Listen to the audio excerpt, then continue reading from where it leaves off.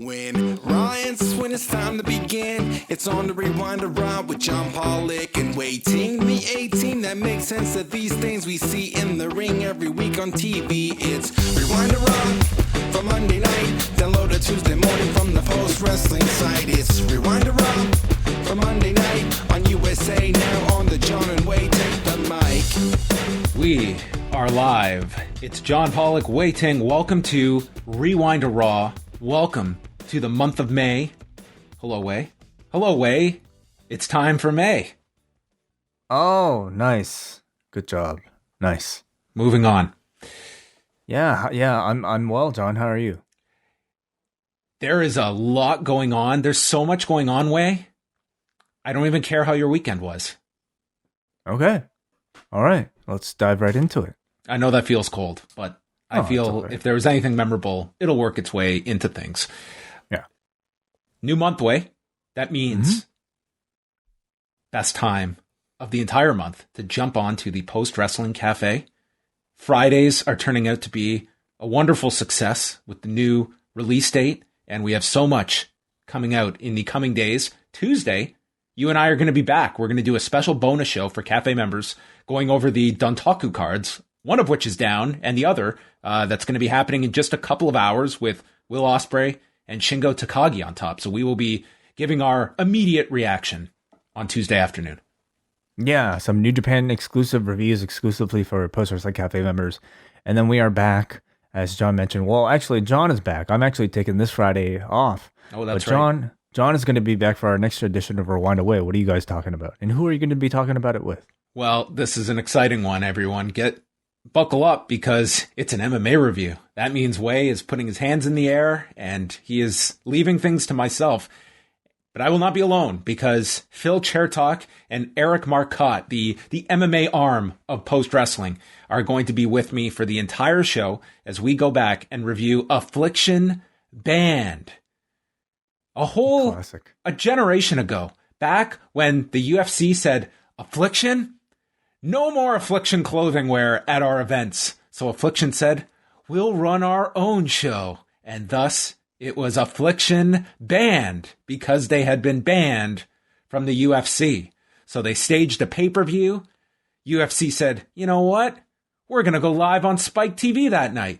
So Affliction said, you know what? We've got Mega fucking Death playing live at the Honda Center. You know what the UFC said? They said, that's pretty cool.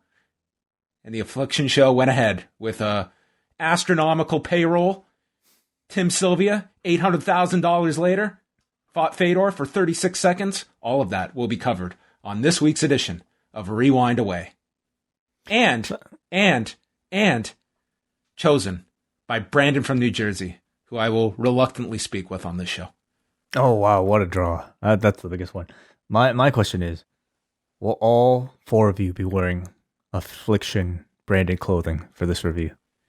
Given it's a podcast, I'll say yes. All three of us will be wearing Affliction clothing head to toe that you can envision.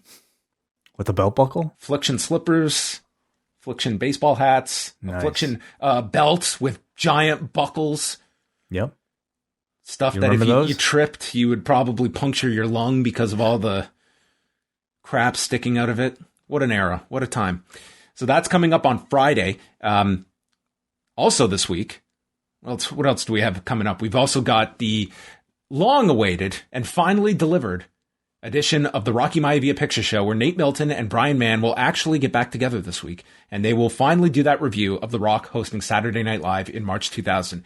2 weeks late, but not a dollar short. Brian and Nate will finally come together this weekend, and since it's a quiet weekend, late to the schedule, myself and WH Park will be dropping a show this coming Sunday. Sunday morning with WH Park. Sunday mornings used to be for church. No, now it's the Church of Park. That is Sunday mornings at postwrestling.com. So WH and I will be dropping a show Sunday morning, plus all of our live shows. Rewind to Dynamite will be live right after Blood and Guts, and then Rewind to SmackDown after Throwback SmackDown. Awesome. Very exciting. And as well, if you are a double or ice cap or espresso patron, any merch benefits that you guys have signed on for, I will be sending those at some point earlier towards the beginning of the month. So now's the great time to join to get on those cues.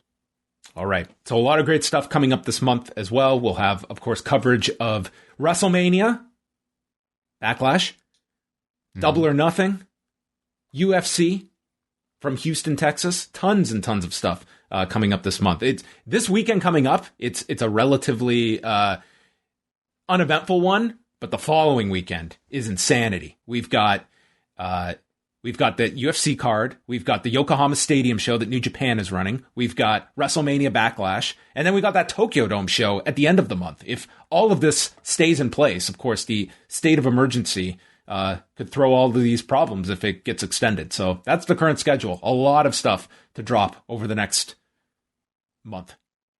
Are you excited for May? Are you excited for May? I am, yeah. A lot of big shows. Yeah, sure. Why not? All right.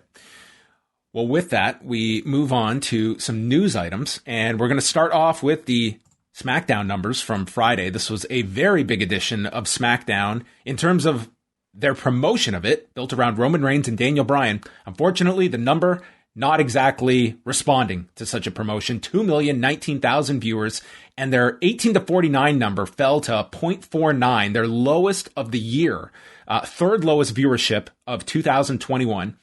They were going against the second night of the NFL draft, which was covered on both ABC and ESPN.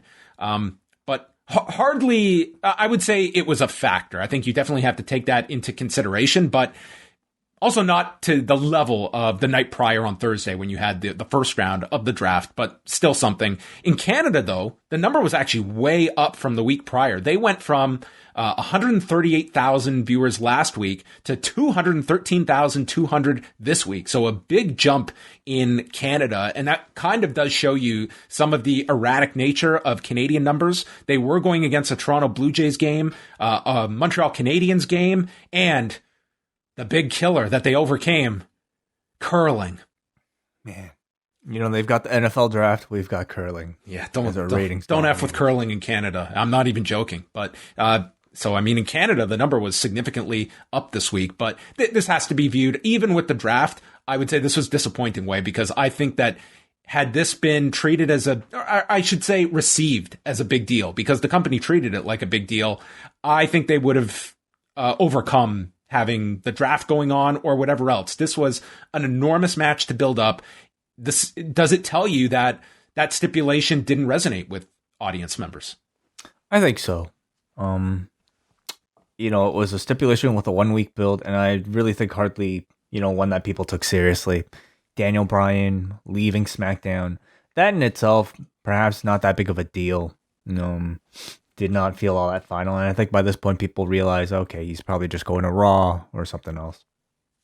Yeah, I think that is, a realization of where stipulations are, and I think that's going to be industry wide. Is that when the WWF has burned through so many stipulations, I think you're kind of dealing from that base level with a lot of your fans, even if you're in AEW. Like that, to me, when MJF beat Cody and he couldn't have the shot at the AEW championship, the immediate reaction going in and coming out of it was, how does AEW get out of this? That's so hardwired into the fan base now, is when a stipulation is introduced, how do you get around it? And it's going to take a long time, I think, to deliver on stipulations on a consistent basis that fans will realize when something is announced that this is significant and I should take it seriously. But as a whole, I don't think we're quite there yet when it comes to stipulations like this in WWE, that obviously people just see this as another match and the guy shows up on a different night of the week.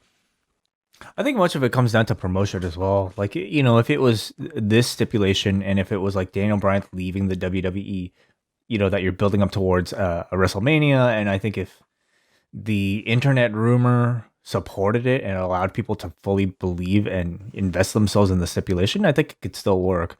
The way they did it for Friday, evidently wasn't enough. The carnival ended today in All Japan. They did an empty arena show at Korakuen Hall, and it was God, it was quite something to watch this final day with like nobody in this arena. It was won by Jake Lee. It ended up coming down to Jake Lee and Kento Miyahara. There were a bunch of people alive going into the final night, but you knew you were going to get the spoilers, and that was pretty much the case. It ended with Jake Lee, first of all, kicking out of the shutdown German, which is a very, very protected finish of Miyahara's. And with the win, he won with the Brainbuster, the D4C. So this should set up Jake Lee going for the Triple Crown Championship of Suwamas on May 16th when they're running in Tokyo at Ota Ward City Gymnasium. But again, the state of emergency runs until May 11th. If that gets extended, that's going to have an impact on that show for sure. It could potentially affect the Yokohama Stadium show that's only 4 days after the state of emergency is supposed to end. So you do have, that kind of rolling target of this state of emergency ending. It could have an impact on some of these upcoming shows. But we'll chat more about the carnival later this week with WH. I would strongly recommend the final was very good. I thought that Shuji Ishikawa and Suwama had a fantastic match in the second to last match, but there was a 6-man with the strong hearts of Shima, T-Hawk, and El Lindemann defeating Koji Iwamoto, Atsuki Aoyagi, and Rising Hayato. And this thing was under 10 minutes. It was tremendous. Fantastic 6-man tag. So that would certainly be on my match recommendation list coming out of the carnival. We also have Dontaku went down today, but I think we'll save all of our thoughts for tomorrow. But night 2, of course, as I mentioned, will feature Will Ospreay and Shingo Takagi, a very big match for the second night. And coming out of the first night, the big thing was Jay White winning the Never Openweight Championship. Have you watched any of the first night? No, not yet. I'll be doing that after this podcast. All right. Well, tune in Tuesday. We will share our thoughts there. Lenny Leonard is going to be calling the women's tournament for Ring of Honor coming up this summer, which that is quite the lineup that ROH has acquired when it comes to their broadcasters, with Ian Riccaboni, with Caprice Coleman, other people that have just slid in for guest spots. Lenny Leonard, I just think is such a fantastic commentator. He's got like a legitimate job outside of wrestling that I don't even know if he would be interested in working full time for a company. But when they started AEW Dark Elevation, I thought, he's based in Florida. I thought he would have been the perfect person to be calling that show with Paul White, with his familiarity with the entire independent scene. He's such a tremendous talent, but that's ROH's gain, that Lenny Leonard is returning. He left ROH in 2009, and I think he will be as much of an intrigue as the tournament, just having that voice calling wrestling. Of course, the voice of Evolve, Dragon Gate USA, a great talent. I'm honestly surprised he wasn't on WWE's radar after the appearance that he did on the network, doing some Evolve shows. You just, think about a guy like that and how much more suited he would be for a role like, what Adnan Virk is doing right now on Raw. And obviously they don't look for the same things, that maybe we do as wrestling fans. But, I know the matches will probably be a lot better. So good luck to him. One other thing that I just have to keep way updated on is Triller. Are you aware that they are now seeking millions of dollars for what they believe was lost due to piracy? So on Monday, this is from the press release that I received, Triller today announced it has opened a website for anyone who pirated the April 17th Triller Fight Club event to pay the original $49.99 pay-per-view price before June the 1st, after which the company will be pursuing individuals for the maximum civil penalty of $150,000 per illegal stream. So you can go onto this page where they ask for all of your pertinent information, including your phone number, address, postal code, give them your credit card information, pay the $49.99, and we will not come after you for $150,000. Wow. Interesting. This is, I have never heard of something like this before in all, how much, the pay-per-view industry. Like, I've never seen a promotion or a provider go to this length of, realistically, this is a major scare tactic if you're someone that illegally streamed this event. But they're also asking you to pretty much admit to a crime and given all your information. So this is, correct me if I'm wrong, but I'm pretty sure this is unprecedented in the pay-per-view industry. Yeah, I certainly don't recall somebody doing something like that. I mean, we've seen people get sued. We've seen people be threatened. We've certainly seen, yes, going after people like providing the stream. Like UFC has been very aggressive in that front. This is going not just specific to the user, but wanting them, giving them a 30-day period to pay and be absolved of any future potential prosecution. It's definitely, I mean, it's very interesting. And I think, might be successful on some levels. It when faced, I mean, it's like, man, so many court dates for like small parking violations or something, right? You should pay those, everybody. But this is it's threatening you with something bigger, and if you do some sort of plea bargain deal, maybe you can get your reduced fine. I don't know. It'll probably work for them. So good for them trying all this out. Did you get to see the Randy Savage documentary on Sunday? Yes, I did. Yes. So this was a documentary that people came away with I think a lot of thoughts on, and a lot of, I would say, definitely the most criticism I've seen of any of the three was the handling of this documentary, who was featured, what was featured, and I'm curious to get your thought on just the overall tone of the documentary, which was very different from hour one to, I would say, the final half hour or so, where it got into a lot of dark elements with Randy Savage when they interviewed Stephanie Ballars, Gorgeous George, who was his girlfriend during that WCW period. And, a lot of alarming, disturbing stories that she shared about her time with Savage, where even she felt kind of conflicted of realizing this guy was viewed as this, significant figure in wrestling, but having these, personal experiences with him, the most shocking of which revealing that he had surveillance footage of her home without her knowledge. Yeah, that was really messed up. Well, I'm curious, what is some of the criticism that you've heard? I mean, I saw a lot of it regarding, I think that in a 2-hour documentary, you were going to get certain elements that were omitted. So I saw a common critique of way too much Bubba the Love Sponge in this, which I don't disagree with. I thought him being a talking head for the amount of time throughout this documentary, like, it felt like watching it that the producers felt that these promos that Hogan and Savage were cutting on Tampa radio were this big thing, and we wanted to cover it in a significant way. Like, they spent way more time on the Hogan Savage beef than they did like the business those two did in the 80s together in the WWF, which was extraordinary. So I think you kind of had that element that opened the door for a Bubba the Love Sponge to be introduced. But I was just amazed that so much, he might have been the outside of maybe of anyone. Like, he might have had the most screen time on this, more than Lanny Poffo, his own brother. Perhaps, yeah. I mean, they must have really just enjoyed his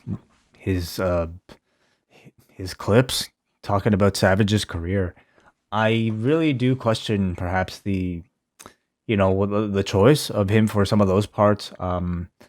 I question his choice in general, honestly, especially like, what is his status of his relationship with Hulk Hogan? Do you know right now? I would imagine non-existent. I would be very curious to know if Hogan was even aware he was in this documentary or not. What do you mean? Oh, you mean Bubba? Right. With Bubba the Love Sponge. Like, you are, yeah. It almost felt like they were, like, you're literally cutting back and forth between these two. And it just introduced like this giant elephant in the room. Beyond that, though, I do think that there is probably a segment of the fan base that, as much as we've talked about like the previous ones and how deep are you going to go into certain non-wrestling subjects, this was the one that was as much warts and all as any of them. It went into uncomfortable territory. If you're a Randy Savage fan, and I think you ask the larger audience, do they want a hero piece? Do they want your just wrestling career presenting this guy on a pedestal? Or do you want to go into these darker places? To me, like, that is part of the Randy Savage story. And like, the Elizabeth stories have always been relayed by people of how possessive this man was. And like, it's almost just accepted as this was part of Randy. He was a paranoid guy, but it was like a very uncomfortable stuff to look at when you're assessing, like, this was like near inhumane treatment of an individual in Elizabeth. Yeah, well, my preference is, I mean, if it's factual, I think it definitely deserves to be addressed. So, some of the criticism I would say of like the Austin one perhaps was that they were maybe a little too clean with the presentation and not diving deep enough into maybe some of the questionable parts of his history. So I was actually really happy to hear from like Gorgeous George and, all the time that they spent talking about Miss Elizabeth and her death with Lex Luger appearing here, I found probably among the most compelling stuff on the documentary. The rest of it that was really more career focused, I didn't take that much from it. I know that they had to have that stuff because this is very much like a biography made for perhaps even a non-fan, somebody who had not followed Randy Savage's career. But for me, it just felt like a bit more kind of surface level retread that I didn't get a whole lot out of. But I felt like most of the new information was in the form of maybe some of the, less savory parts of his life. Yeah, I get one of the glaring errors that they had in there was, I mean, it's a story that Jerry Lawler has told before, and I honestly would just imagine this is how he remembers it, is the idea that one night at Raw, Randy Savage just didn't show up, and then that night he's popping up on WCW's television, which, I mean, the timeline, it was basically a month in between Vince doing that farewell on Raw to Savage and Savage showing up. And this was well before Nitro had even launched. So that's one where I look at Jerry Lawler. He admittedly doesn't have a great memory, but I don't know how that kind of just falls through the cracks unless you're just looking for, hey, it's a fun story. Let's just keep it as is, as Lawler shared it. But I mean, it all comes down to what is your kind of a timeline accuracy that you're looking for in these documentaries. I felt like there was a certain, it just gave it with so much of Bubba the Love Sponge. It just gave me like this tabloid, this tabloid feel to the documentary at times, and I just thought way too much was spent on this war with Hulk Hogan and going into the rap stuff. It was like, is this the most pertinent? It just seemed like they came into it with an angle that this is Bubba the Love Sponge is this big personality in Tampa, and it's like this documentary is kind of coming with that that sort of perspective for a part of the country that might be really into Bubba the Love Sponge and the Tampa radio wars that they had. But I didn't think it really translated to a wrestling audience as well that I think has a pretty negative impression of Bubba the Love Sponge. Yeah. Well, if he was taken out of this, how would you have felt about the doc? I still feel people would have come out of it, I think, somewhat conflicted of how they're supposed to feel about some of these more egregious stories involving Savage and, his treatment of Elizabeth, his treatment of Gorgeous George. Notable by her absence was his last wife, who was in the car when he had the heart attack in 2011. She was not interviewed for this, and that's sort of our window into the final years of his life where he, I don't want to say became a recluse, but within the wrestling world did. He just seemed to excommunicate himself from most people. It's like in this doc, you really just had Lanny Poffo with that perspective, and they did not lean too heavily on Lanny. So, I mean, with his wife, Lynn, she also was not present when WWE finally put him into the Hall of Fame. So I don't know if it's her just being a private person, did not want to speak for the documentary, or maybe just did not want, I don't know. I can't really explain, but I thought it was pretty notable, her absence in this, because in those final years of his life, she would have been the person that could have conveyed what where he was just in a headspace, because he's presented in the documentary as though he had finally gotten out of wrestling and was able to hit the off switch, so to speak, from this guy that was an ultra intense individual and driven to the brink with his paranoia and drug use. And it just seemed like it was a recipe for disaster while he was in that industry, and was able to get out of it for that final decade of his life. Yeah, that period after he got out of wrestling was sort of presented as his like redemptive period, and very much I think signified with his marriage to Lynn. And unfortunately, because of the lack of coverage, unfortunately for us, but I mean, seemingly I think it's probably fortunate for him that he stayed out of the spotlight. But we didn't really get much coverage of that in the documentary, and people are going to have like really dark sides to their lives. And I would say at least this gave the impression that he was somewhat of a changed person. Maybe doesn't, excuse a lot of what he did, but the doc at least does try to wrap things up that way. Yeah. And beyond that, I mean, there wasn't a whole lot of Vince McMahon in this documentary. I mean, he was interviewed for it, but it was very brief, and they glossed over a fair amount, and I thought they spent more time than I thought they would about his pre-WWF days, like the baseball career that they got into. And I mean, that was his big passion, was baseball.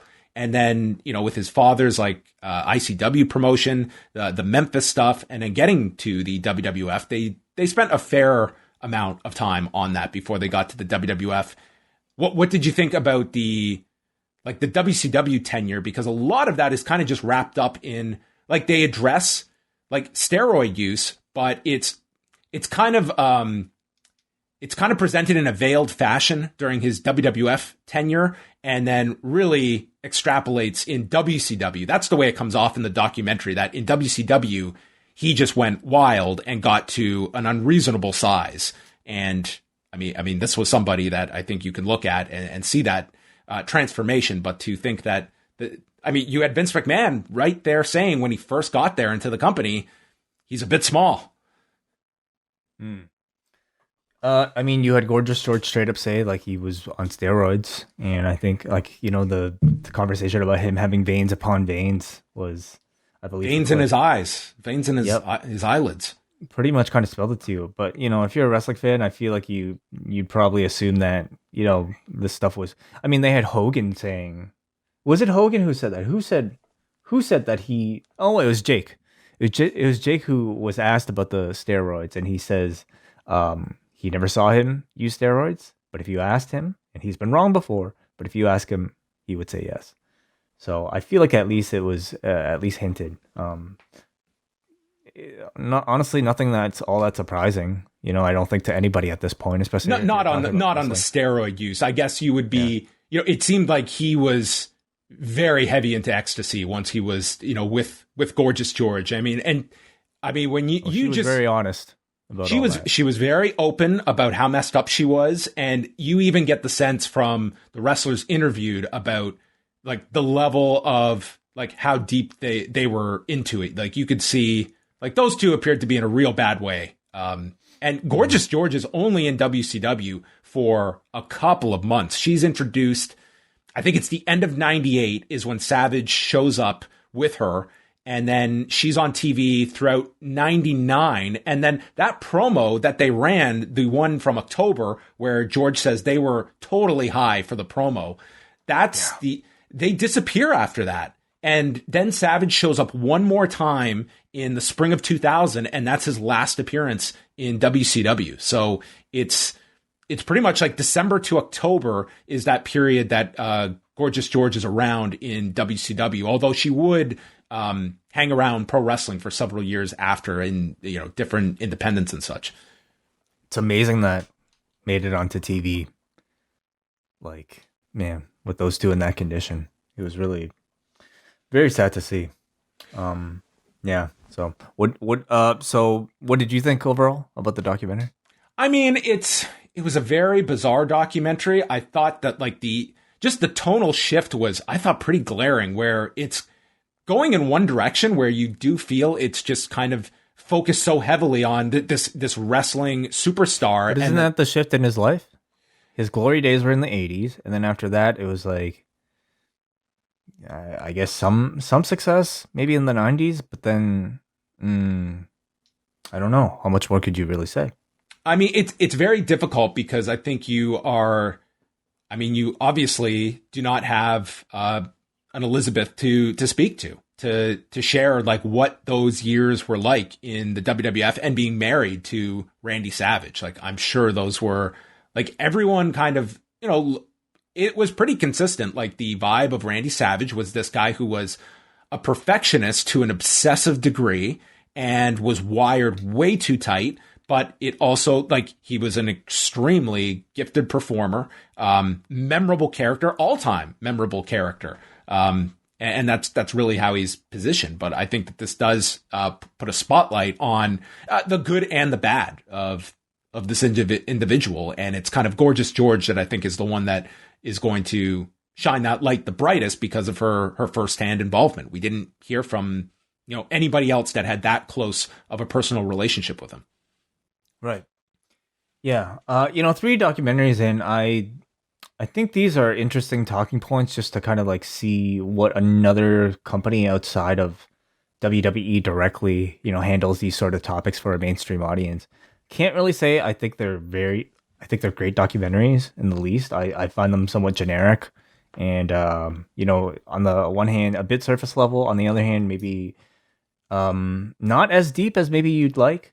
So they kind of exist somewhere in the middle. And I could just say maybe not really the type of documentary made for somebody like me, but somebody might enjoy them. All right. I also wrote a lengthy review on the site. If you want to go check that out on the Savage documentary. Next week, they're doing Booker T. So that will be the subject covered. But the big news story before we get to Raw, on Monday, we got the announcement of Phase 4. That's right. Yes. Marvel Phase 4. Well, I mean, more of a, I think, a reminder of Phase 4 and maybe some release dates and title renames. So yeah, they announced a whole lot of stuff. Pretty much like they've announced stuff through May of 2023. It's like 2 years worth of stuff that they have announced. Yeah, and this is not even including the Disney Plus stuff. No, like when you look at both, I did not realize that that What If series that's coming out in the summer, I just assumed it was going to be a relative episode length that we've had for these other series, like with Winter Soldier or Falcon and Winter Soldier, with WandaVision. It's listed as 23 episodes. Oh, really? I didn't know that. Wow. That's what at least on the article that I read, it listed 23 episodes, which is anyway. Well, it's animated, so maybe we can expect them. I don't know how long they'll be, but wow. There's going to be something to talk about on MCU later, pretty much like the entire next 2 years.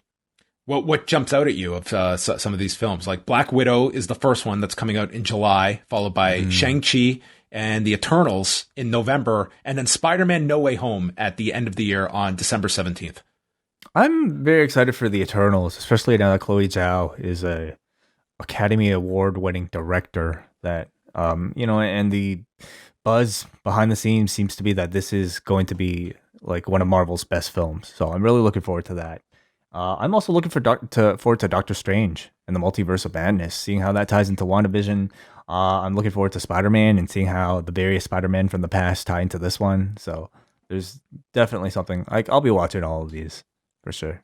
Black Panther's the big one for me for next July. I think that's going to be incredible. Oh, they all have really interesting stories attached to every single one of them, for sure. How about this? Which MCU release do you think you will get to watch at a movie theater on its like opening weekend? Okay, so what is it? Black Widow is Black Widow is July 9th. Shang-Chi is September 3rd. Eternals, November 5th. And Spider-Man, December 17th. Of those four, which do you think is realistic? I'm hoping it's Shang-Chi. I'm hoping they open up by then for us in September. I actually got my shot booked today. Oh, that's great. I'm in a hot spot, so yeah. I'm going to get my first shot at least this week, and hopefully more people to come. So I mean, it's all really kind of up to supply and the rollout at this point. So on Saturday, my wife's friend who lives on our street called, and her sister-in-law is a nurse, and said that there's a place that has excess doses. It was limited to one postal code, but they're going to just, anyone who shows up can get it. Dude, we hightailed it on Saturday night to this school, and we got there, and the outside, the lineup, dude, hundreds of people were in line. I was like, this does not seem like a wise idea, and thus we gave up. I went through that like myself a few weeks ago. It was like, it's been crazy where it really does feel like you're buying sneakers, you know? Hey, they got some extra like supply here. Get there right now. And then you just see this massive lineup. It's been a pretty ridiculous, laughable way of rolling out like life-saving medicine.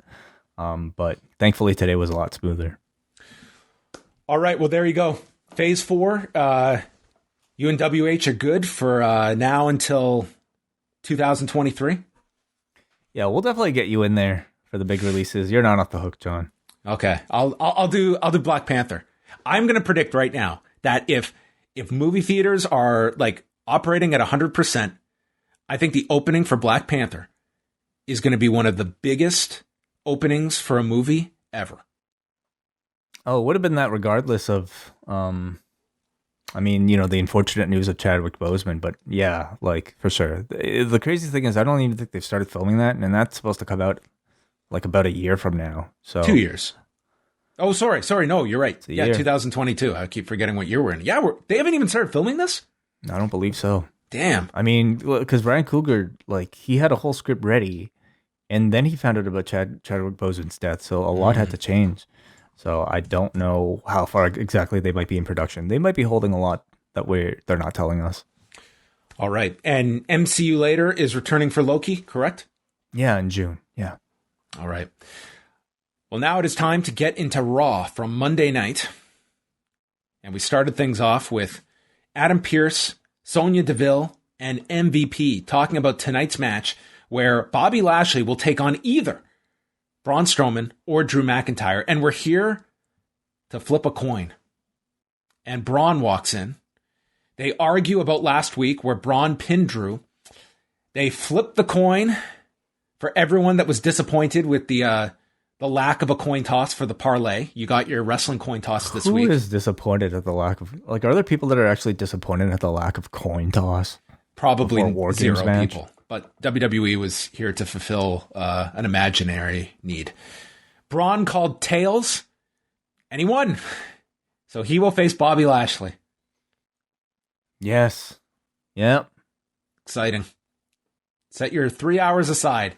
Braun Strowman, Bobby Lashley coming up tonight. Drew warns Strowman about a Claymore. MVP says Braun isn't even going to make it to Backlash after tonight.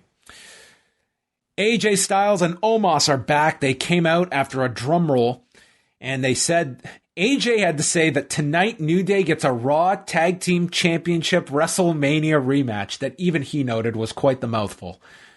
He said they went to party after WrestleMania off the coast of the Caribbean, and they had better things to do than throwing tomatoes. New Day comes out. Like clockwork, we win the tag titles back every time. Kofi brings up Kofi Mania, and how after winning the title at WrestleMania, he showed up on Raw the next night, even though he was on SmackDown. That's the kind of champion he is. Unlike AJ and Omos, who took off. Omos says, I've had enough of you morons joking around. I obviously didn't knock enough sense into you. You're not going to be able to laugh or walk after tonight. Wood says, tonight we're going to become 12-time champions, which is the most important number of championships to hold. And then as they go to the graphic, you can still hear Omos as New Day enters the ring. Arm's length, bro. Arm's length. I'm starting to really enjoy Omos and some of his interplay. He's definitely getting to show more personality. So, yeah, that was... That was okay. I honestly, I can't say I had any sort of feeling from watching any of this. There's really nothing bad about it, but also nothing good. I just really felt like it was a lot of generic wrestling words being said by two generic wrestling teams. So we had the tag title match, the big Raw Tag Team Championship WrestleMania rematch. Omos starts off the match. He's just tossing Woods around. Kingston throws kicks. He's not selling them, and he just lays them both out with a double clothesline. Kofi Kingston leaped to the top for this trust fall to the floor, and he came down to the side of AJ, and dude, this guy just crashed into the floor. Yeah. This was it's a dangerous move. There was no trust here. Or maybe too much trust. Kofi then hit this jumping knee that looked like it caught AJ on the replay. Omos just takes over, attacking both. Tree slam on Kingston. He hits a big boot on Woods. And the end comes when AJ tags himself, and he comes off the shoulders of Omos with a phenomenal forearm, pinning Woods in 11 minutes and 41 seconds. Corey Graves says, at this rate, they may be champions forever. At this rate, they are 1-for-1 in title defenses. This could be an infinity reign by AJ Styles and Omos. They will overcome the aging process. In time itself, I think. Yeah. This is an unbelievable trait that they have been able to acquire. I will say they gave Omos a lot in this match. This was not the WrestleMania formula where AJ works the match and Omos comes in for the big spot at the end. He was in here for... He started the match, but I felt like it was the same type of match that you saw at WrestleMania, where it was just the New Day bumping off of him for his very basic 80s moves. There was more of him in here. I mean, he didn't really screw anything up. It was just very basic offense that they're keeping him to. I just felt like watching this, I had the very same complaints I had at WrestleMania, where I feel like this sort of textbook giant booking might have worked in a territory somewhere in the 70s, but our in-ring expectations for big men these days is so far beyond, I think, what Omos is capable of now. It's very difficult for me to be impressed by a tall guy delivering a backbreaker or a body slam, as his big move in 2021, when you can see Keith Lee on the same show doing flips over the top rope. Who's that? A guy who used to be on Raw. Yeah. I just, this type of push is so outdated, and I think it's a little too much for this Omos dude. The personality looks like he definitely has one, but in ring, it's just, he's at a level that is so below the standard from what we've seen, unless he's really holding back. Well, get ready, because they're going to be champions forever, so you better adjust your expectations. Okay, I will. Deville is with Charlotte. She's going to take her request under advisement. Pierce comes in and says, what was that all about? Don't worry about it. And Pierce is upset. She is overstepping her boundaries. So we continue the dissension between Deville and Pierce. Then we got a vignette for the returning Eva Marie, who was on top of a Ferrari and said, on the road of life, there are twists and turns, but I've always tried to be the one in control of my own life and the independence that comes with it. But part of that is giving back. She wants to influence and help others. She is going back to where her journey began. This is evolution. Was she a part of the system? Her first work was on Total Divas. That's where they introduced her. No, I meant when this recent coming back. Was this a surprise, or had we missed? Am I forgetting the announcement that she returned? Oh, it was reported that she was back and she had been training, but not on television. They had announced anything. Got it. Yeah, it's amazing, honestly. They see something, they see a lot in her that obviously I guess the rest of us haven't seen yet. I think if there's going to be any sort of in-ring component to this character, unless she's becoming credible in her training these past few years, I do feel like her potential will be limited, because again, there's such a different standard now. And as much as they I don't know, they want to bring things back to a different time, it's It's just different, but we'll see. Maybe the character is amazing that they had planned. And what is their, like, obviously this is a different mentality they have. Like you look at Mickie James, and what was the biggest thing going against her from their mindset? It was her age. And like Eva Marie is 5 years younger than Mickie James. And I, believe me, don't think that is right, that there was plenty with Mickie James. But I mean, to me, they obviously see something here in Eva Marie, which, I mean, listen, if she comes in and impresses, great. But it seems like that is, you had someone in Mickie James where I just felt like there was a lot left there to do with someone that is proven. I mean, what about Chelsea Green? Like, what about Peyton Royce? Like there was still plenty of potential, I think, with both of them. That again, we haven't seen Eva Marie, so maybe we should reserve judgment until we see that first match.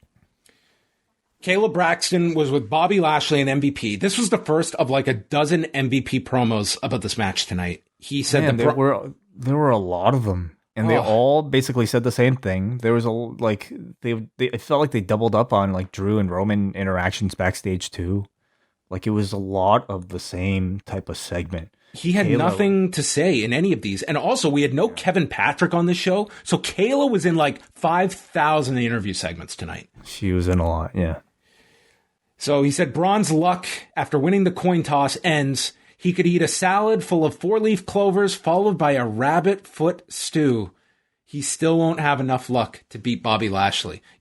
Words you would totally associate with the MVP character stating in a heated message. A salad of 4-leaf clovers and a rabbit's foot. I mean, I thought it was a fun, cute line, but they were relying on him a lot on this show. Elias and Jackson Riker are hiding behind a pillar in the back and spotting the New Day selling from their earlier match, and they've got a bucket of tomatoes. They start launching the tomatoes in the New Day's direction. Cut to Randy Orton, who has somehow gotten in the line of fire, and the tomatoes hit Randy Orton. And I guess he was like invisible as he entered in their way, and they still kept throwing them. Showed up from out of nowhere. Yeah, so there you have it. Riddle then scooted past him, and this would set up a tag match for later tonight. Charlotte Flair versus Dana Brooke, a match 5 years in the making.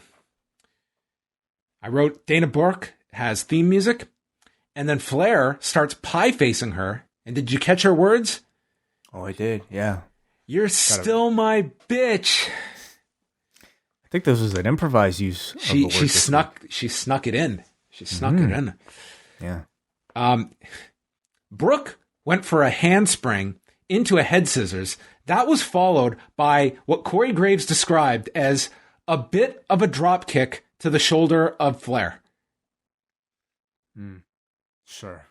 Yeah. There was a sunset flip stopped. Brooke gets stomped. Then Flair boots her. There's a pair of handspring elbows into the corner by Dana Brooke.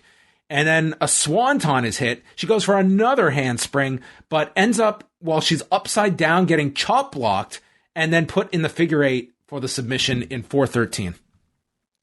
It was pretty ambitious, like doing the chop block mid handspring. And I don't know if it turned out all that well, but I think they crafted a decent story out of it with her trying it multiple times and, having it beaten in the last end. Okay match. It's fine. Mandy Rose came in to break the submission and sent Charlotte to the floor. So DeVille comes out, and after the break, she states that Flair is going to make a proposal. Flair explains how she ended Asuka's streak 3 years ago, and she put Rhea Ripley on the map. Ripley stole her spot at WrestleMania, and thus I want to be added to the women's title match at Backlash to make the pay-per-view a bigger deal. I'm an influencer. I am the original influencer in the WWE, and compares herself to Paris Hilton and Kim Kardashian. Yeah, because she knows about friends who ride coattails and become famous. like Kim did to Paris, I guess. Okay. I always associated Paris much more with Nicole Richie than I did Kim Kardashian, but I did too. But Kim's more famous, arguably, than any of them now. Oh, today? Sure. Yeah. And then says, love me or hate me, the division needs me, which was the alternate lyrics for Lady Sovereign. It's the B-side. That's right. Yeah. Yeah, I remember that song. DeVille says she made a compelling argument and says the men are going to have a triple threat. Therefore, so will the women. It's a triple threat. Rhea Ripley comes out and she calls this absolute crap. No one likes Charlotte. I'm confident I can beat Asuka because I already did, which should be the slogan for the match. That's a real tagline that sells. Come see the match you've already seen a finish for. Asuka then comes out. Asuka has just, this character has just lost me at now. It's just like, go out and be crazy. That's essentially the role she's playing. She yells that this is crap and then mocks Charlotte crying like a baby and says, I can beat both of them because I'm ready to be Raw Women's Champion. Flair says they both lost their minds once presented with a curveball. And then Rhea complains to DeVille. They fight. Asuka sends them out and Charlotte smiles. I think they've just given up trying to write dialogue for her. And so they just, like, tell her. It just says just Asuka ramble. promo. That's it. Asuka, cut an Asuka style promo for us. Gotcha.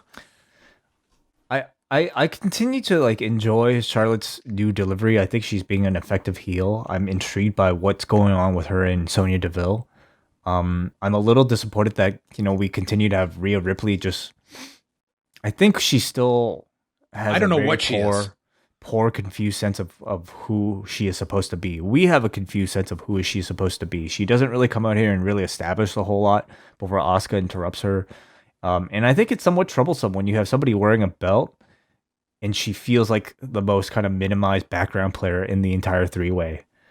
So, like, she's still so young in this, like, roster that in time she'll develop, but I have the feeling, like, years down the road, we'll get, like, the Rhea Ripley 24, well, she'll talk about this run being like, I had the belt, but I didn't know who I was.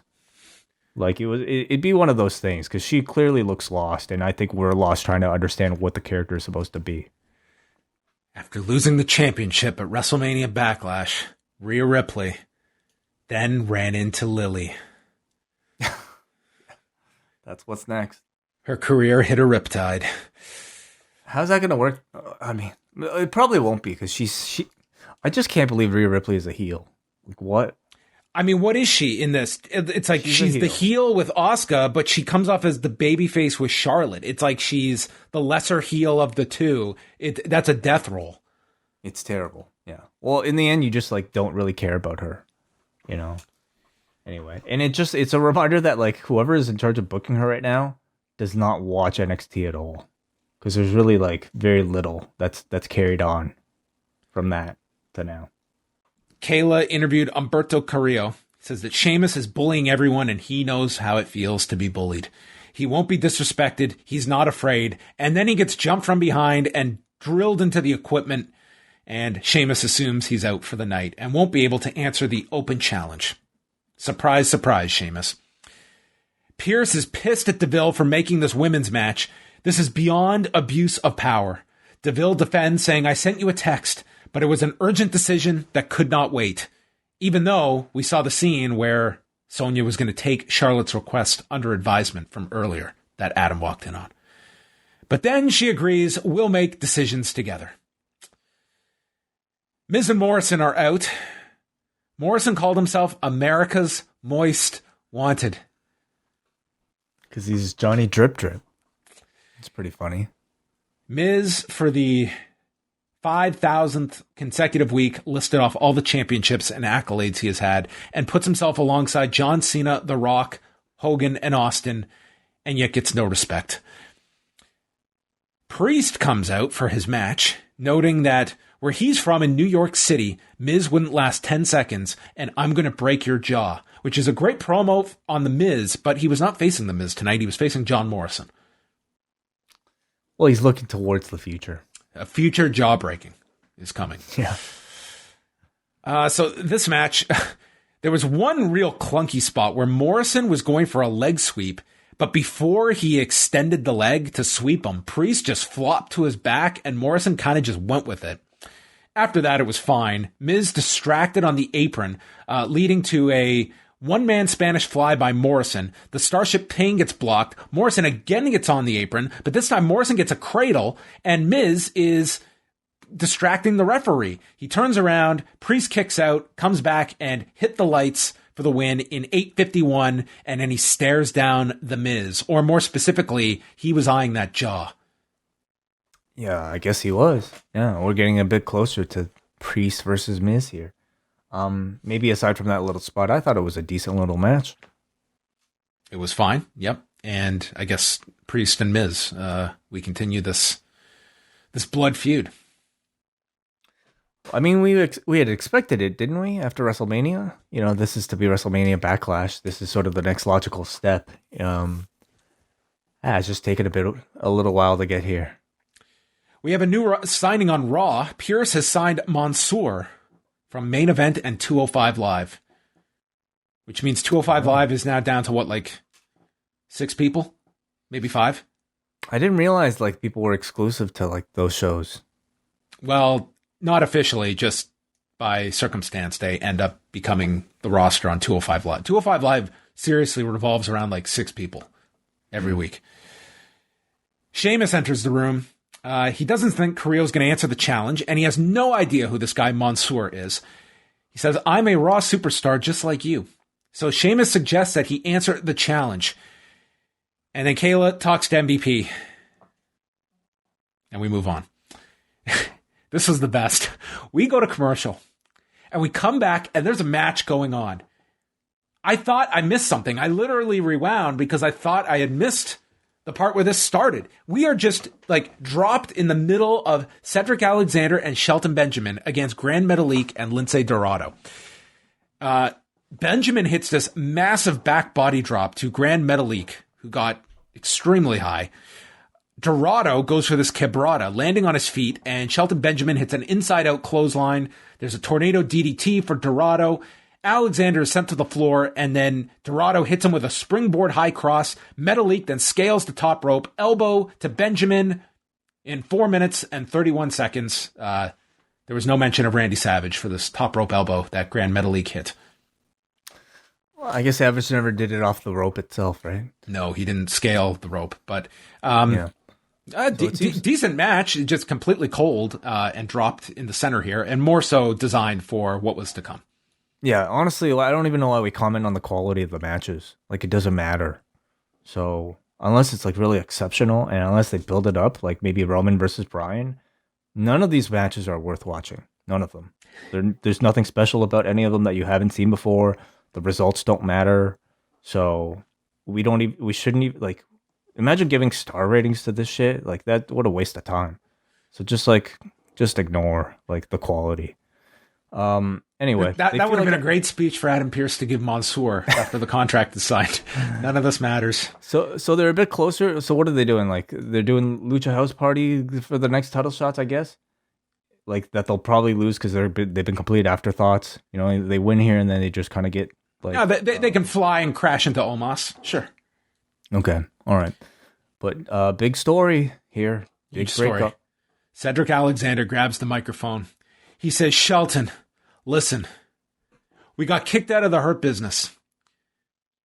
Okay, we don't get an entrance. We don't get music. But now, Shelton, we don't even have a coming up next matchup board. That's how far we've fallen, Shelton. We're joined in progress. But there's no progress. We are at the bottom. We are at the goddamn bottom." You're going to confuse people to think that they actually cut such a great promo. I'm interpreting what he meant. He says, the Hurt Business didn't kick me out. They kicked you out, which is, no, they very much kicked you out, Cedric. Shelton, you were the weak link of the group. How many years have you been here? How many years do you have left? I'm in the prime of my life, and I'm not going to waste another second. I am ending this team. So that's it, Way. The end of the rejects of the Hurt Business. Unfortunately.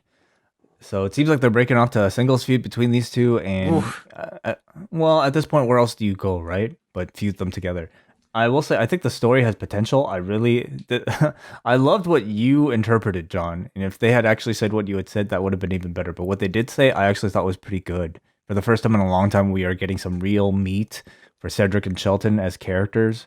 I look forward to the match, but I have grave concern about what follows either of them, whoever goes on after this, because I don't know. I think it's a real problem that it's just one like surefire shot in the arm that wrestling has always been able to have is you introduce a new act, a new performer, and you can give them a few wins, and it's exciting for the program that there's someone new in the mix that creates all of these new matches, new directions. And I think you have the opposite in Raw, that you can look at this and it's 6 weeks from now, are either of these two going to be in any better position? 6 weeks from now, is Mansoor going to be this big baby face on Raw? Like, it's where the viewer needs to be proven wrong now. Like, you could do some great things with these people, but you're working from behind the eight ball where the expectation is that a Mansoor, a Cedric, a Shelton Benjamin, they are going to be slotted in the position where they are meaningless on this show. We've seen the type of people that I think we've learned to take seriously and the types of people that we know not to take seriously. And unfortunately, most of the time it comes down to size on Raw. And I can't really say for either Shelton, Cedric, nor Mansoor I have such high hopes beyond, this initial burst. So then I had all these technical problems. So I might need your help here, because as I was watching Sportsnet 360 on my computer. Mm-hmm. And as this scene begins, my screen flickers, and on it came Raw versus SmackDown from PlayStation 3, because we got this storyline where Angel Garza walks in with a rose, and he walks past Drew Gulak, who says, "I thought you were a ladies' man. You can't even score. Wanna have a match? I'm going to beat you up and shove this rose up your ass." Snap, match made. Mm-hmm. Well, at the very least, I think it's a variation of the use of bitch in a promo. This was a favorite of the Attitude Era, threatening somebody with sodomy. You got to, go back to the classics once in a while. Well, they clearly had a plan in mind for this. They wished I didn't know they were going to literally, do it, but man, wow. They did. The company that went crazy over My Hole, you didn't think that they were going to at least be open to this idea. Pardon the pun. Yeah. They wished Dwayne Johnson a happy birthday, and then it's like the first time they've mentioned this show on Raw. Young Rock has been picked up for season 2. It's a fun show. It's inoffensive. It's 22 minutes of your life that it's fine. It's okay. It's fun. It's fun. The best description of the show. Yeah. Shelton's in the back. Did you want to wish Dwayne Johnson a happy birthday? He's 49. Oh, no, of course. Happy birthday to The Rock. Seems like such a great dude. Seems like such a great guy. He's got a presidential run coming up in 11 years. All right. Well, I'll look forward to that circus. I actually really like this segment. Benjamin was interviewed by Kayla, and you're asking me questions that I can answer. He says, "I've survived because I can take the hit. I've seen many young stars come and go. Cedric Alexander was in the Hurt Business because I saw something in him. Not Bobby, not MVP, me. He's a growing man, but he will respect me. And I'm going to let him say his piece, but if he continues, he's going to be another young star fizzling out, and I'm going to continue to survive." This was more character definition for Shelton Benjamin than we have had in his entire comeback since 2016. Totally. Absolutely. Yeah. I again, it was really nice to finally see like somebody like Shelton be able to have some story that he could sink his teeth into. I thought he cut a great promo here. I would argue that this might have been the best thing on the show. Trying to think what else there was. Let's put in the context, everyone. This was about 45 seconds. Yeah. And I'm not disagreeing with you.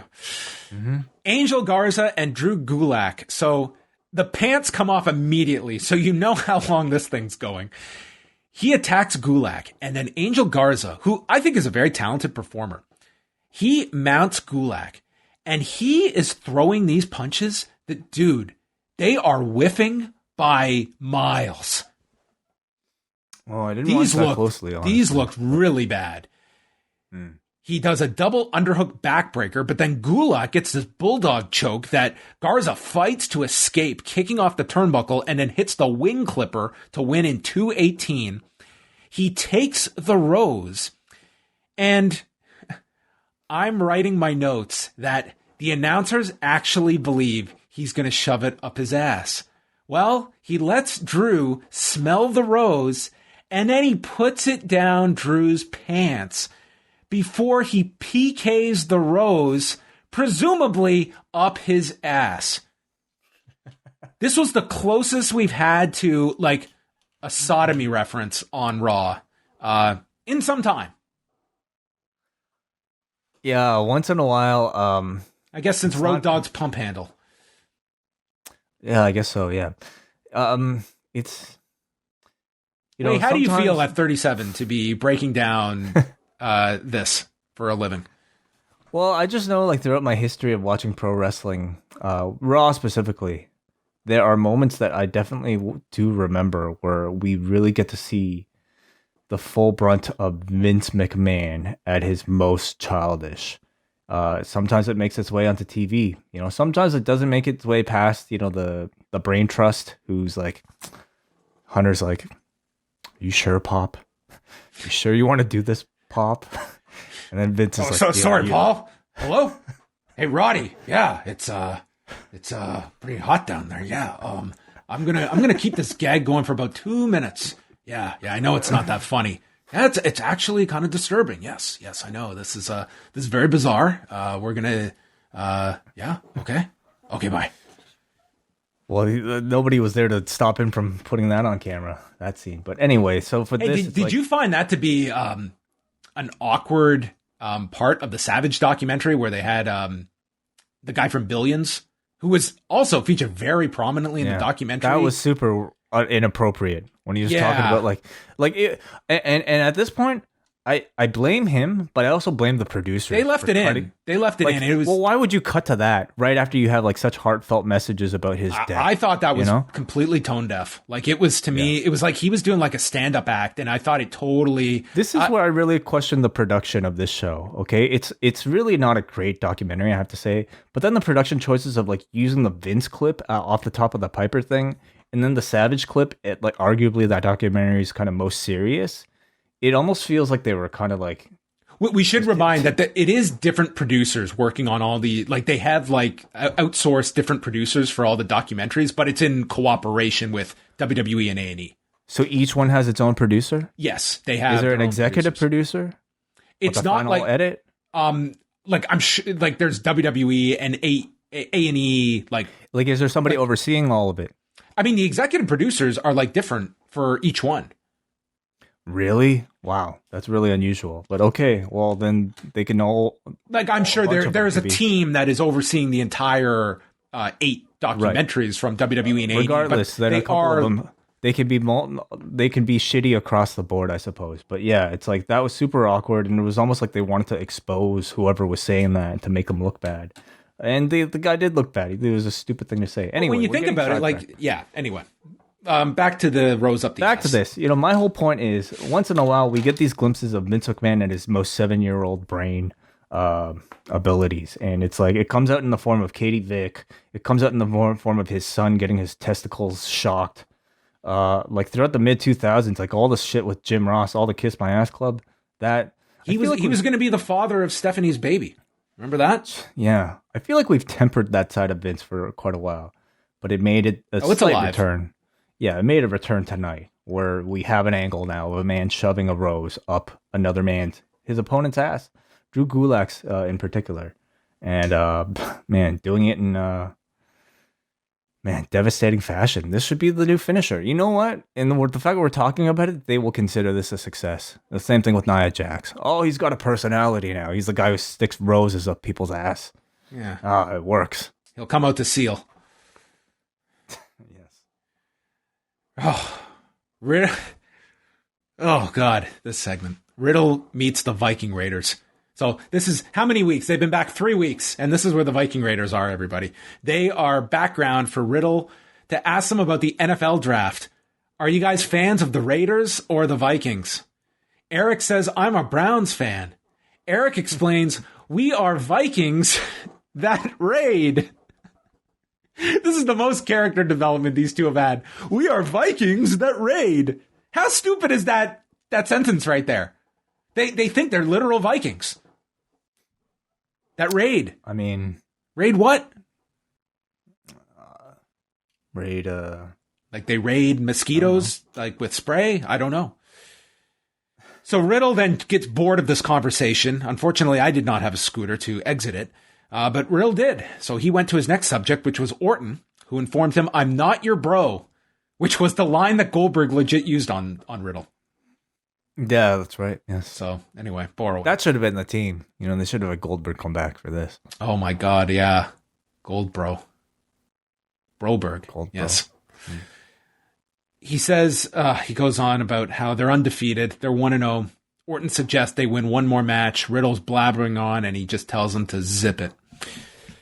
So we get Orton and Riddle against Elias and Jackson Riker, featuring week 2 of the Symphony. Yeah. Got the Symphony. Your favorite move. It was second to, as Corey Graves described it, a Greco-Roman eye poke that Randy used on Jackson Riker. I guess Graves was being facetious, but he called it a Greco-Roman eye poke, but he did it in such a serious way. They got the heat on Riddle till he hit a ripcord knee. Orton got the tag, dumped Elias on the desk, and then it was a draping DDT, floating bro combo as Riker is laid out with the RKO. Riddle pins Elias in 5:16, and I'll say for the second week, they have a chemistry like this. If you had crowds, they'd be getting into these two after 2 matches. Orton makes it work, man. Orton plays off him really well, and this has been the most tolerant I think people are of Riddle in this role, having a straight man. I would even say it kind of makes Riddle enjoyable here. You know, they've got to create balance between the two, and I think Orton is just very smart in knowing how to make it work. And you know what, Riddle, to play this type, he's very good at it. He's like SpongeBob, I guess. He's SpongeBob, like annoying. Who's the dude? Squidward. I guess that makes Orton Squidward. Yeah. Anyway, exactly. It's working. Yeah. Kayla says, my 5,000th goddamn guest joining me at this time, Drew McIntyre. Drew, talk. He doesn't care who wins tonight. And then is asked about Mason Teabag, as he calls him. And this was actually very funny. Drew asked all the questions that like we would be asking, like, who are these guys? Why are they aligned with MVP? Are they not? Why did they take off the masks? Why did they keep their old names? Who cares? I feel like he is truly asking these questions himself. I get the sense Drew is very much somebody who probably gets like some free reign about what he gets to say in his promos now. And it's actually like it comes across like he sounds more natural than most anyone. He is putting some real logical thought as if he was somebody watching the show about what people would say. Because I think on paper, I am assuming they're not giving him a whole lot. Braun walks in. You wouldn't believe this, but he's going to win at Backlash. Sheamus versus Mansoor. Mansoor went for La Magistral, which was just begging to be called La Mansoor Straw Cradle. I wasn't doing the begging, but sure. Mansoor gets dropped by the timekeepers area, and the story of this match was Mansoor getting annihilated, but he kept fighting back. He then made his comeback I thought he did fine here with his babyface comeback. He hit a tornado DDT. The moonsault gets stopped. He's hit with white noise. Sheamus gets cut on the forehead somewhere in all of this. When Humberto Carrillo runs in and attacks Sheamus for the DQ, hits a suicide dive, and it ends with a brogue kick to Carrillo and a brogue kick to Mansoor. So there you go, your hot babyfaces. And Sheamus holds up the belt. I really like Mansoor. I think he's looked like he's a good performer. He had that great match with Cesaro on one of the Saudi Arabia shows. I think he's very charismatic, and the way he was able to control that Saudi crowd, I thought was very impressive for somebody of his, I guess, experience level. He seemed incredibly comfortable, and I think he's probably got above average acting ability for somebody in the WWE. Definitely above average improvisational and impression ability from what we've seen on his watch-alongs. Right. He did the Moro impression, which was pretty spot on. Yeah, so I think they definitely have somebody with him here, something with him here that I felt like they would have done the upset, or at least made him look a bit stronger than I think they did. Yes, they did somewhat protect him by not having Sheamus pin him, but great protection. On this show, I don't know if that's protection. I don't think so either, because like by having Carrillo come out here and then having essentially creating a in the audience's mind a 2-on-1 with Carrillo and Mansoor against Sheamus, you're essentially like re-pigeonholing Mansoor as just another cruiserweight who needs to team up with another cruiserweight to equal a heavyweight in Sheamus. So immediately I felt like that was a very it was a negative for him. Maybe this pay-per-view will be all three-way matches. Have they done a pay-per-view like that? They did that Fatal 4-Way pay-per-view, one and done about 11 years ago. What a terrible idea. Speaking of, Alexa's Playground. Lily had so much fun tonight, Alexa says. She loves to play hide and seek. Her favorite color is red, and trouble follows her. Someone has caught her eye, but she can't say who. Don't blame me for what happens next. And then Alexa sings about the world going crazy at the sight of her. What was that scream? Is this a dream? Lily, what did you make me do? Yeah. I think these look really corny. But it's weird because like I watch these and then I watch the Aleister Black things. And when you think about just what the content of the words that they're saying, I don't think it feels all that different. They're both telling these like wild, crazy stories of things that are metaphorical and really kind of tough to believe in. But the Aleister ones come across so much better. And ultimately, I really have to, again, like just comment on the difference I see. And that's the production level. The treatment and presentation of something like this feels incredibly cheap. It's really just like, it's Alexa, I think, doing a pretty decent job actually at like conveying whatever this character is supposed to be. But the way it looks and just the lack of treatment and supporting material attached to it, just kind of makes it look like kind of cheesy theater. I wish we had the draft coming up because I would love to have like a spinoff where Alexa's next program, we get like the randomizer and which woman gets slotted to be programmed with Alexa Bliss for this program of the women's division. Eva Marie. Well, her hair is pink now. It's not red. Oh, okay. So that's what I thought too. Which would be fine. I would be fine with Eva Marie feuding with Lily. Yeah, that would be all really for interesting. Like an evil Marie? Evil Marie. Evil Marie. She should have been this character. She should have been with the Fiend. Yeah. Yeah, this would be great. So who is it? Stories. Who do you think it is? I don't care.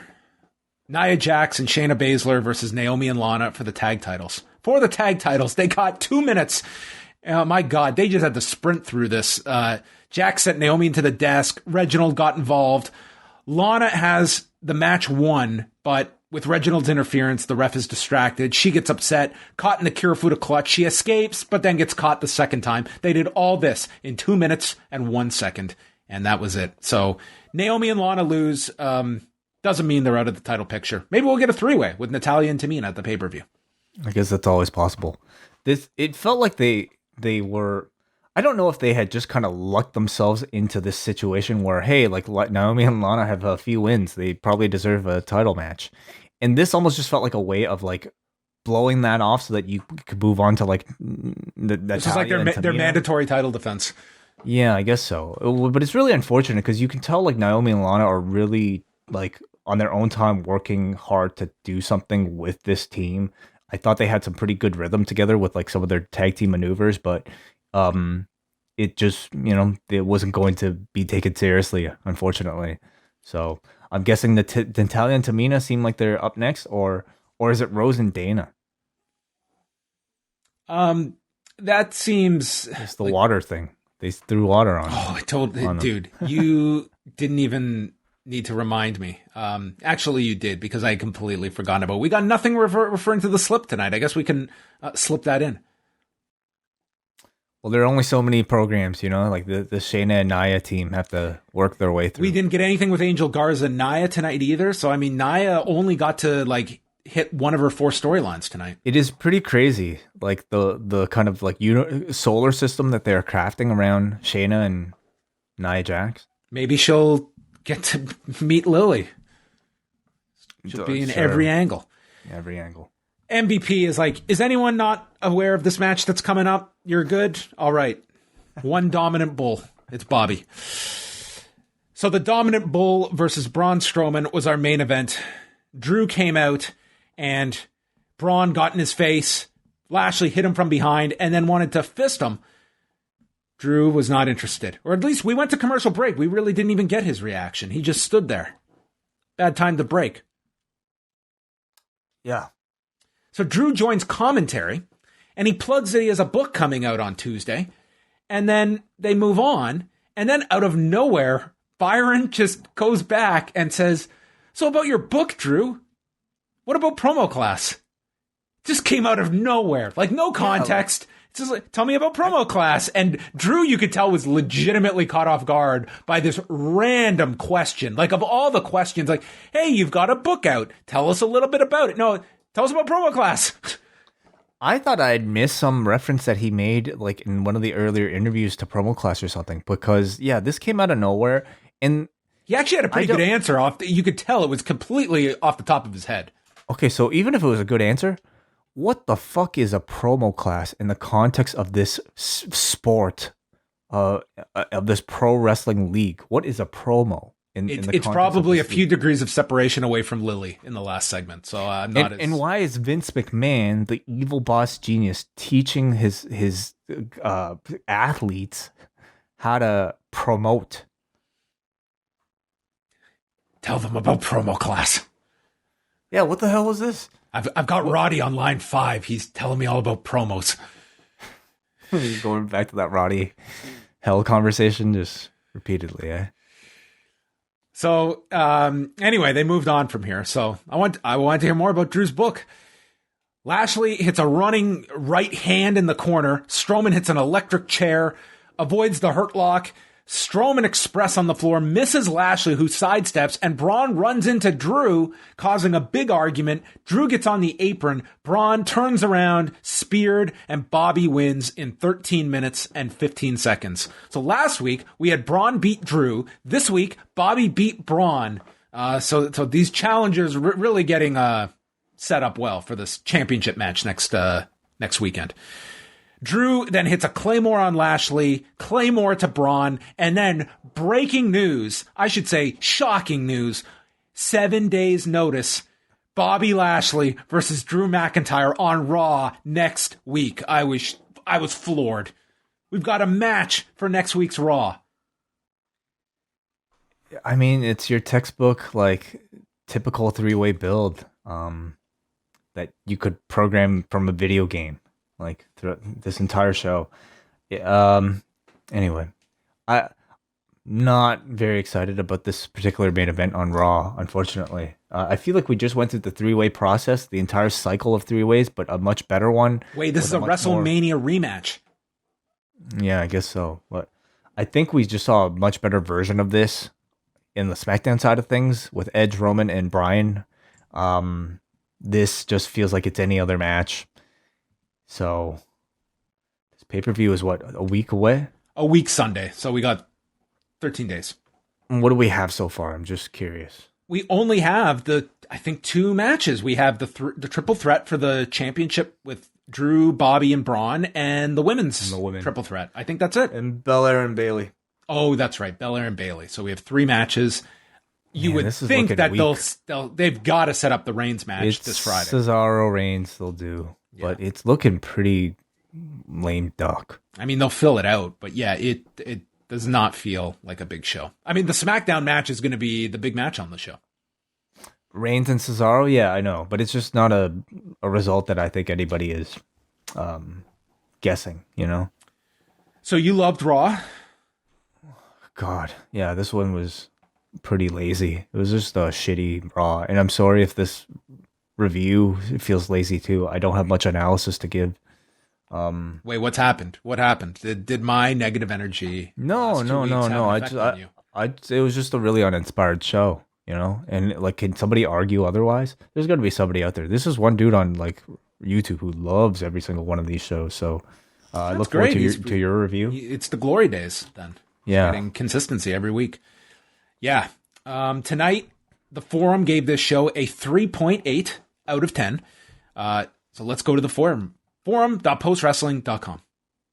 We got Chris, who says, in defense of Young Rock, considering some of Wai's favorite part of Dark Side of the Ring are the recreations, one of the ongoing storylines of actors recreating some of the biggest stars of the WWE in the 80s, and that alone is worth checking out. Okay, well, thanks, Chris, for the recommendation. He says, regarding the A&E biographies, do you think there was any intention of putting Macho Man back-to-back with Roddy, in which they spent time on the Piper Dog talking about how Roddy was difficult, about the finish to Mania with Mr. T, and then the next episode, they say the perfect wrestler shouldn't care if they're getting pinned or pinning. No, I think you're looking really deep into these documentaries. I don't think there was any kind of symmetry between one or the other. Yeah, I don't think so either. Paul from New Jersey. I appreciate WWE trying to rebuild the tag division on Raw, but the verbal exchange between Kofi and Omos was pitiful. In fact, there were a lot of terrible promos on the show tonight. Dana Brooke looked pretty bad tonight. I don't understand the appeal of her or Mandy. Made it to the Ripley Charlotte Asuka segment and called it quits. I don't know if the show is horrible or if it's just a whole lot of nothing. Monday nights are just boring. Another satisfied customer.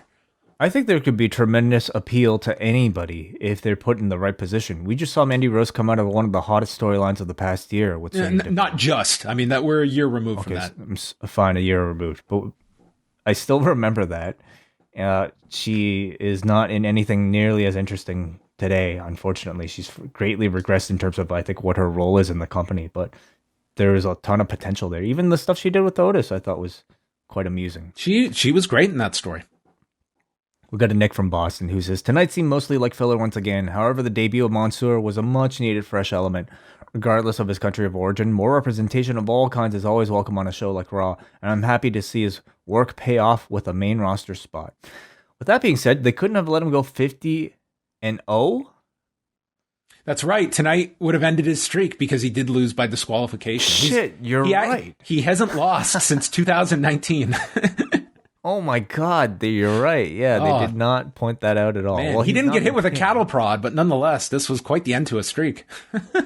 Yeah, well, they didn't even bring it up. Like, I guarantee you, they probably didn't even realize until like midway through. It's like, man, this guy's won a lot. It's like, do we even capitalize on our own just randomness that he's built up all these wins? No.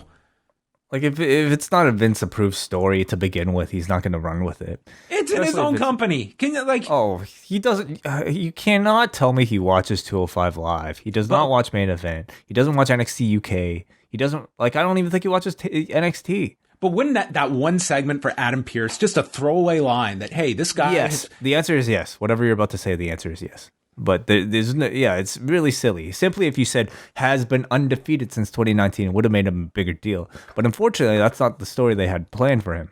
The story they had planned for him is the same one they have slotted for every single cruiserweight that's ever been through this company. He's just the next Shorty G or like, you know, I guess... what am I thinking about?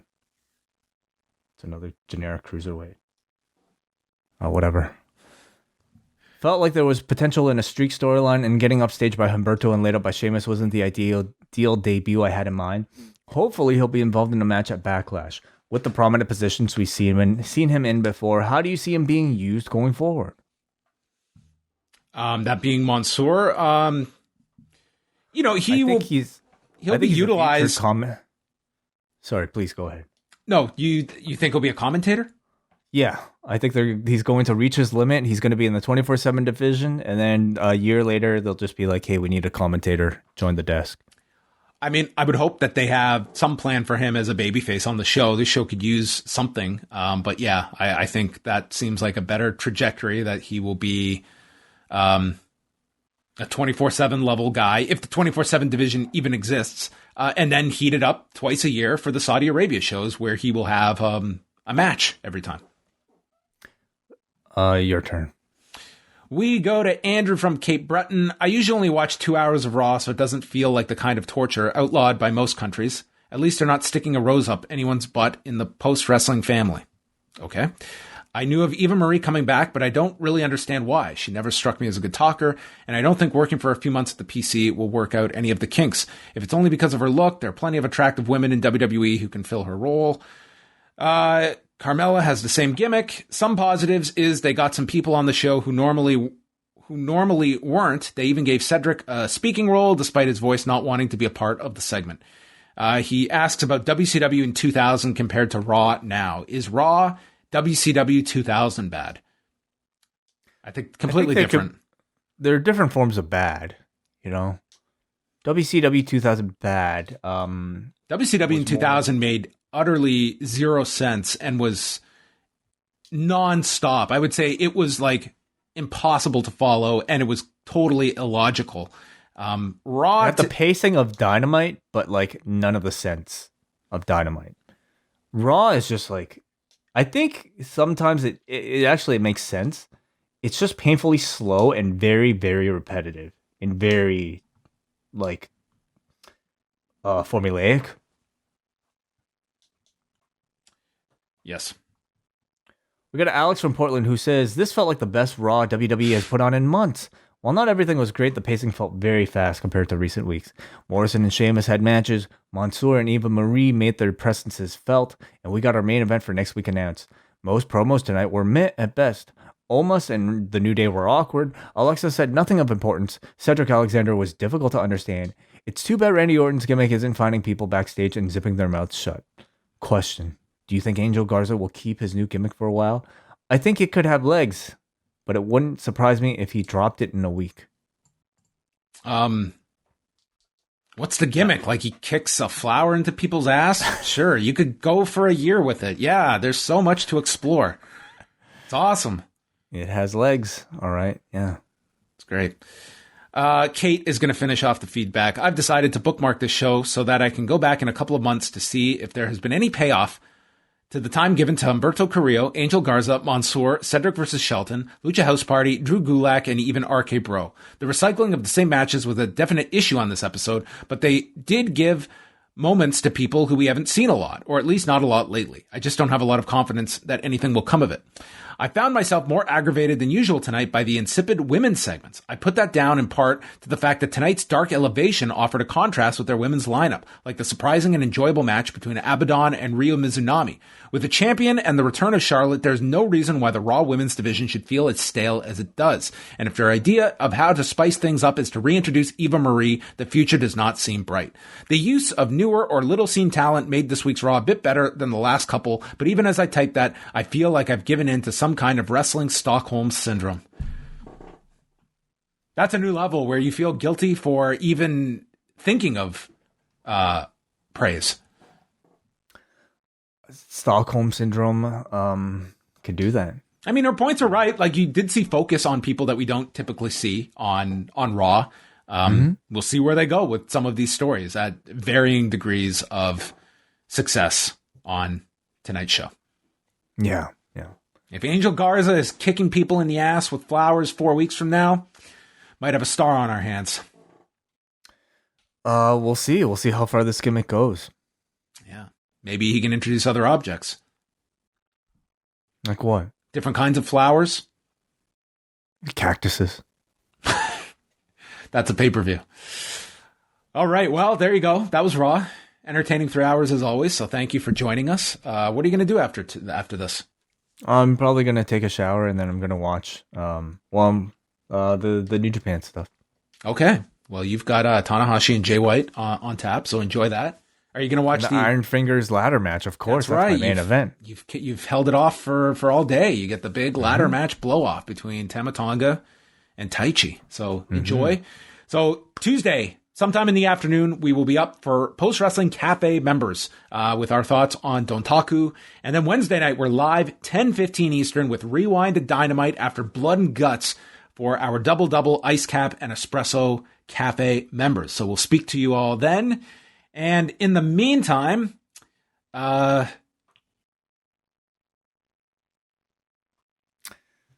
watch what you say before I stick this rose up your ass. Is that what he said? Poetry. Good night.